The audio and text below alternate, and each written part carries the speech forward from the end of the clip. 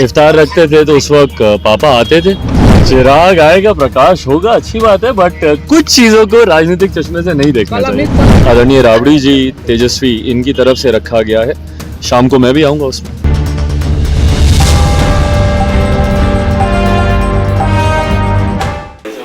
नमस्कार, आप देख रहे हैं डीटीवी भारत और मैं हूं आपके साथ निर्भय किशोर।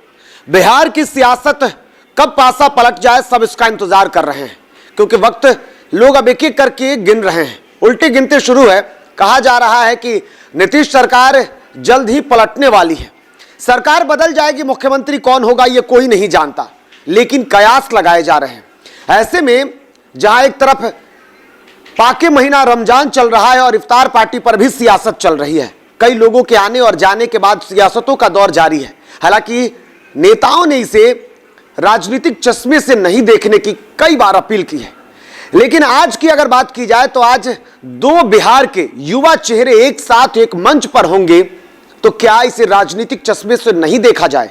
क्योंकि कई बार कई राजनीतिक पार्टियां जिनको निमंत्रण तो मिलता है, लेकिन राजनीतिक कयासे नहीं हो इसके लिए वो साथ नहीं जाते।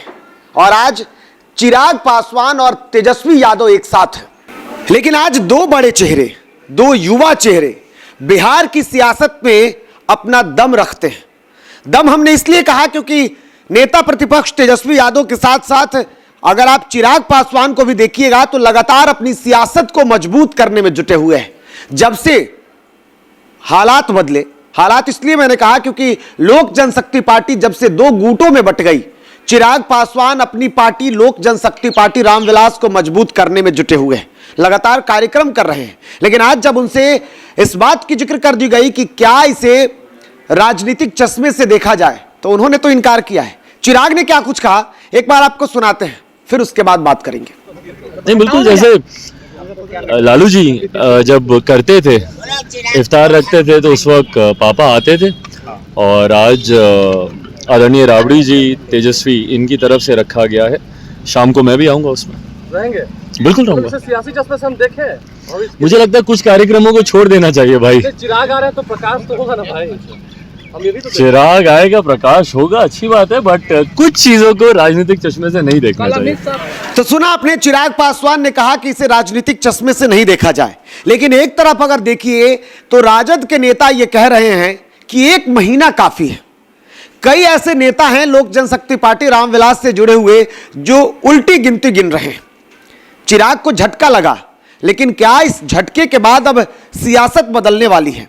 सियासत में अगर चिराग को लेकर के देखा जाए तो चिराग के तेजस्वी के साथ जाने या एक मंच पर होने से सियासत नहीं बदलेगी, क्योंकि फिलहाल क्या कुछ चिराग की स्थिति है वो आप बखूबी जानते हैं।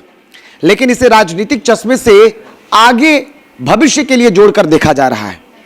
अब ऐसे में चिराग पासवान को आपने सुना, वो कहते हैं कि वो अपने पिता के कदमों पर चल रहे हैं। इससे पहले जब राजद सुप्रीमो लालू प्रसाद यादव इफ्तार पार्टी किया करते थे तो उनके पिता दिवंगत नेता पूर्व केंद्रीय मंत्री स्वर्गीय रामविलास पासवान आया करते थे।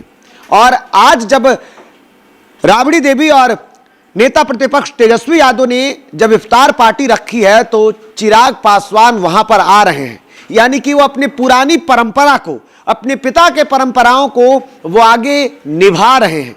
इसे राजनीतिक नहीं देखी जाए, लेकिन क्या आपको लगता है कि इसे राजनीतिक रूप से नहीं देखनी चाहिए? क्योंकि सियासत में भेंट मुलाकात ऐसे ही नहीं होते हैं, बातचीत ऐसे ही नहीं होती है। और ऐसे में अगर ये मुलाकात के मायने निकाले जाए तो भविष्य में इसका वो रूप दिखेगा, क्योंकि चिराग पासवान इससे पहले भी तेजस्वी यादव से मिल चुके हैं। हालांकि वो कभी भी राजद के खिलाफ नहीं बोले हैं। जब से बीजेपी ने उनसे किनारा किया है, बीजेपी के नेताओं पर वो हमले कर रहे हैं।